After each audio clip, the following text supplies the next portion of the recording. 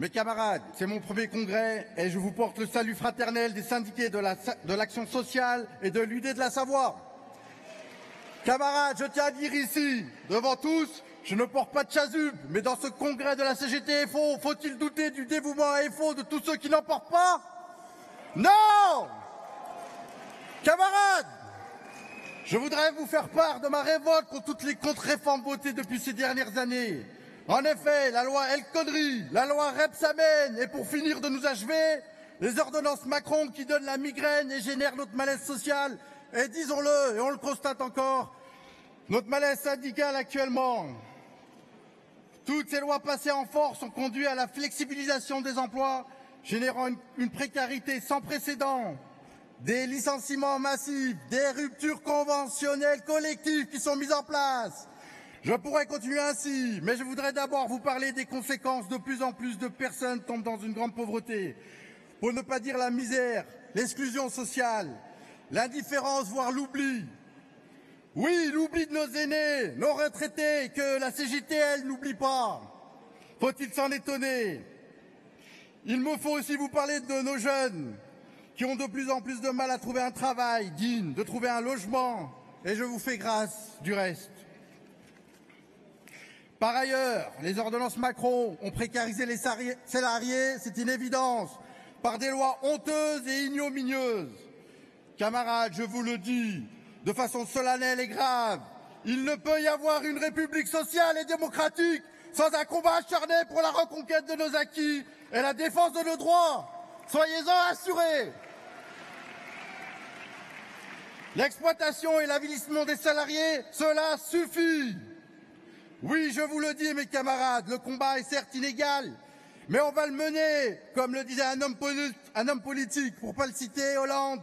Mon adversaire, c'est la finance, et maintenant il a un visage, c'est celui de Macron. Fameux discours du Bourget 2012, j'en ai pleuré, j'y ai cru. Quelle naïveté. Camarades, nous tous syndiqués FO de France et de Navarre, avec le soutien de nos sympathisants, nous pouvons, nous devons faire reculer le projet macabre de ce gouvernement. Plus de flexibilité, plus de précarité, plus de souffrance. Et quoi encore? Alors je vous le dis, mes camarades, oui, on m'a mandaté pour voter contre le rapport d'activité par les syndicats que je représente. Et non, Jean-Claude, ce n'est pas un désaveu de tes 14 années d'engagement, de lutte, de combat que tu as mené pour nous tous. Et nous te remercions. Je te remercie, Jean-Claude. Mais la loi travail scélérate a fait plus de dégâts que ce que nous pensions. De ces désaccords naîtra une nouvelle union ce 27 avril 2018. Maintenant, Pascal, le flambeau te reviendra et il t'appartient de nous mener sur ce chemin qui est le nôtre. Résistance, liberté, combat.